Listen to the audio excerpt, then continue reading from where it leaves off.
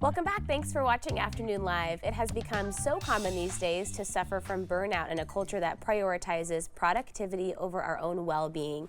So here with tips to help improve your work-life balance, we welcome back transformation specialist, life coach, and author of Freedom is Your Birthright, Dr. Dravon James. Great to see you. Oh, it's great to see you too, Hannah. So let's talk about career clarity. There are some questions that you recommend asking ourselves to figure out if we're in the right spot. What are some things that we should be inquiring about?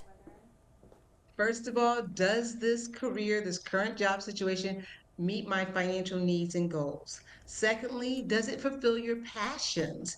And then thirdly, is the environment suitable for your productivity? What about upward mobility? I think that's something that a lot of people struggle with.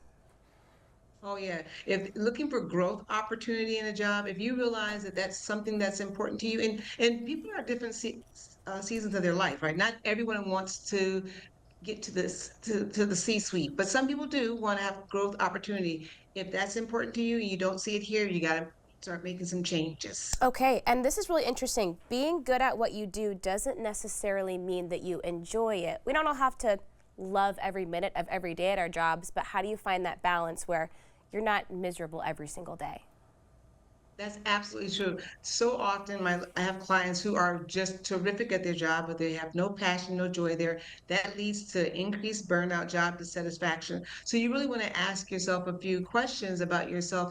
What are your strengths? What are the things that you value about the current job that you have, and the things that drain you, the things that energize you, and the things that drain you about that job, and see if you can get closer to that. Get some clarity. Write down a list of things that you want to see in the job for your improvement.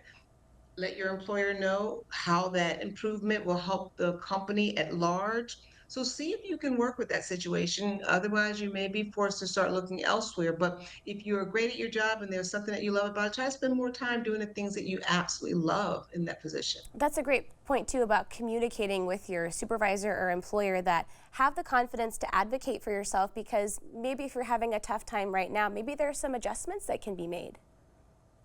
Absolutely. And when you're thinking about those adjustments, be really clear on what is your end goal. You have to do the work here. You're advocating for yourself. So be really clear on what is your end goal. And so that you can show your employer how meeting this change, however big or small it is, will help you improve and help the company at large. Do you find people are really nervous sometimes to even approach someone at work with a few, maybe even minor asks? Oh, all of the time. And confidence is king in this situation. We've got to be comfortable. We've got to develop that comfort level in speaking up for ourselves, which is why I really encourage people to write it down, right? I use this philosophy, this technique. Here's what I see, here's what I would like to see, and here's how I suggest we get there. And it makes it easier to advocate for yourself when you use that formula. Yeah, super easy, straight to the point. Okay, let's talk about personal time. You've got to use your personal time. You've earned it. Yeah, so many people are afraid to use it. They have this guilt associated with taking a vacation. But here's what we have to know, that rest equals increased productivity, increased efficiency. So the better you take care of yourself, the better work output you'll put out there. And then also know that you don't wait till you get burned out. Once you get burned out, your productivity is already low, your efficacy is low. So listen to your body. It's important to get rest, mental rest, emotional rest, and physical rest. Yeah, you'll be in much better shape all around at work and at home if you're well rested. Thank you so much. It was great to see you. Oh, you too. The book again is Freedom is Your Birthright, and we'll have more information on our website at katu.com. We'll be right back with more Afternoon Live right after this.